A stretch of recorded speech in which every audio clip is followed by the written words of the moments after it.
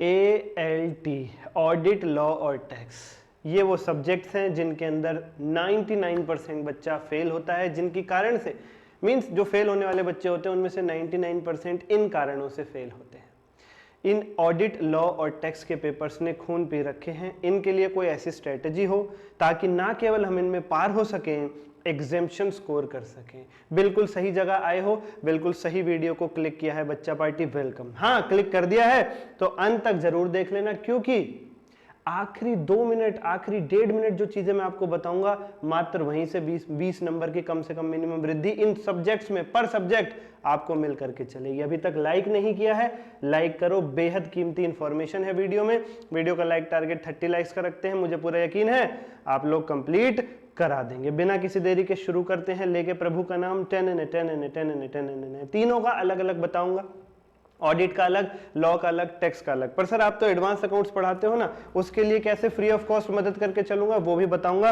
अंत तक जुड़े रहो, देखते रहो बच्चा पार्टी। सबसे पहले ऑडिट में एग्जेम्पशन लाने के लिए आपको क्या करना है, ये समझना जरूरी है आईसीआई चाहता क्या है आपसे, किन बच्चों को आईसीआई नंबर देता है। आपने देखा होगा कुछ बच्चे ऑडिट में भी बहुत हाई स्कोर कर रहे होते हैं, लॉ और टैक्स में भी ज्यादातर बच्चे कम करते हैं, लेकिन उन बच्चों में ऐसा खास क्या है, वो आईसीआई को वो देते हैं जो आईसीआई चाहता है। क्या कॉन्सेप्ट क्लैरिटी दिखाते हैं वो अपने आंसर शीट के अंदर, कीवर्ड्स, स्टैंडर्ड्स की रेफरिंग, प्रेजेंटेशन स्ट्रक्चर और आंसर को लॉजिकली लिंक करते हैं। वो प्यारे बच्चों आपकी तरह नहीं करते। आप क्या करते हो, आप बच्चों कहानियां लिखते हो, कटिंग करते हो, ऐसे मेंशन नहीं करते हो। ये सब गलतियां नहीं करनी है आपको। ऑडिट स्मार्टली कैसे पढ़ें सर, ताकि हम अच्छे से प्रेजेंट कर पाए। Keywords keywords keywords, RTP MTP study material को 2-2 बार रिवाइज जरूर करो। जब भी अपना रिवीजन कर लो, कुछ एक क्वेश्चंस को जरूर लिखो, कुछ एक डेफिनेशंस लिख करके देखो, ऐसे नंबर याद आ रहे हैं या नहीं देखो। ऑडिट प्रोसीजर, रिपोर्टिंग फॉर्मेट्स, ये सब लिखते टाइम आप लोग रिमेंबर कर पा रहे हो या नहीं। दिमाग में सोचना आसान है, लिखते टाइम प्रैक्टिस जरूर करो, थोड़ी बहुत जरूर करो। प्यारे बच्चों, आईसीआई का फॉर्मेट क्या है, अगर डेफिनेशन बेस्ड क्वेश्चन है पहले वो लिखो, एसए की रेफरेंस दो, 2-3 पॉइंट्स में बुलेट मार्क जरूर करना। पेपर में लिखते वक्त बता रहा हूं, बुलेट मार्किंग जरूर करना 2-3 पॉइंट्स की, और अंत में कंक्लूजन जरूर छोड़ करके जाना। मैंने पर्सनली अंडरलाइन भी किया था अपने पेपर के अंदर, लॉ में मैंने 60 स्कोर किया था सीए फाइनल में, अंडरलाइन भी मैं कीवर्ड्स को करके आया था, तो उस पर भी आप ध्यान दे सकते हैं बच्चा पार्टी। कॉमन मिस्टेक्स ऑडिट की, स्टोरी लिखना, ऐसे ना लिखना, एमसीक्यूज को हल्के में ले लेना, और कंपनी ऑडिट, इसको अंडर एस्टिमेट करना। इन बातों पे ध्यान दीजिएगा, ये गलतियां नहीं होनी चाहिए, ऑडिट में जरूर अच्छा स्कोर करोगे। बात कर लेते हैं लॉ की बच्चा पार्टी। लॉ में 60% तो प्रेजेंटेशन ही मायने रखती है, मात्र 40% आपके कंटेंट की वेटेज रहती है। सेक्शन नंबर जरूर लिखो, जरूर लिखो, जरूर लिखो, सारे याद मत करो। कुछ एक तो ऐसे होते हैं जो पढ़ते टाइम, प्रोविजन पढ़ते टाइम ही याद हो जाते हैं।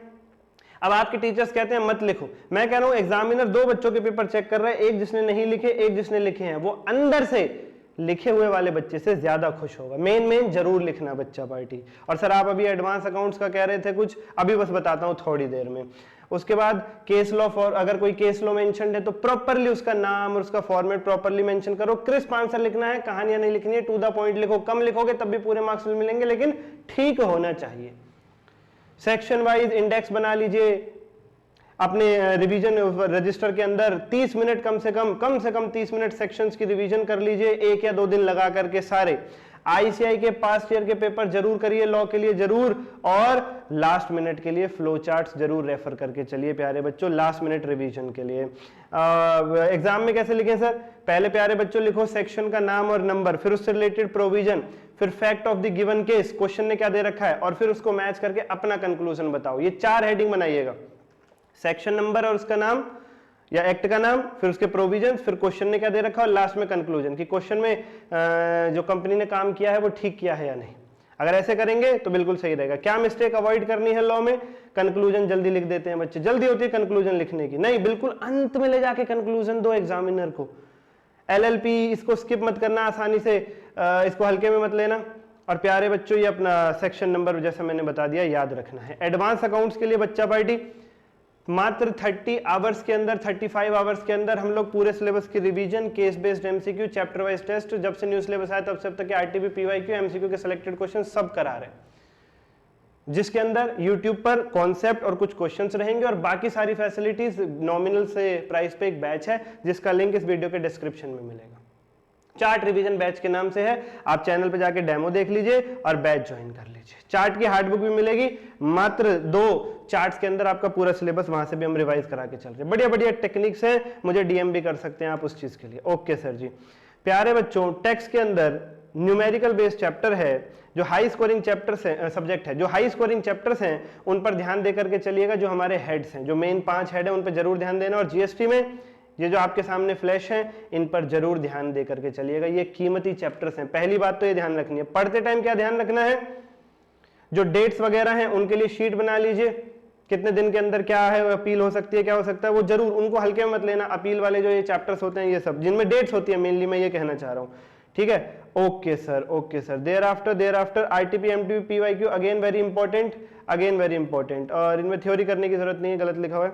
अच्छा जी, सेक्शन नंबर तभी लिखना टेक्स्ट के पेपर में जब आप पूरे तरीके से कॉन्फिडेंट हो कि आप ठीक लिख करके चल रहे हो। जीएसटी के आंसर में कैलकुलेशन, सपोर्टिंग प्रोविजन और फाइनल कंक्लूजन, ये लिखना जरूरी है। जीएसटी भी एक तरीके का लॉ ही है बच्चा पार्टी।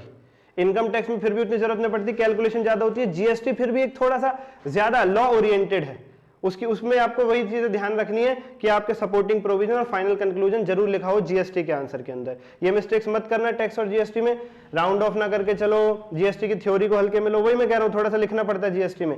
एजम्पशन को इग्नोर नहीं करना, पेपर में एजम्पशन लिया तो मेंशन करना अपने आंसर में, और वन लेंथी क्वेश्चन में स्टक नहीं हो जाना। इन बातों का ध्यान रखोगे तो पार जाओगे। विद दिस नोट आज की चर्चा यहीं रखते हैं। कोई क्वेरी हो डीएम या कॉमेंट करना, मैं एड्रेस करके चलूंगा। धन्यवाद।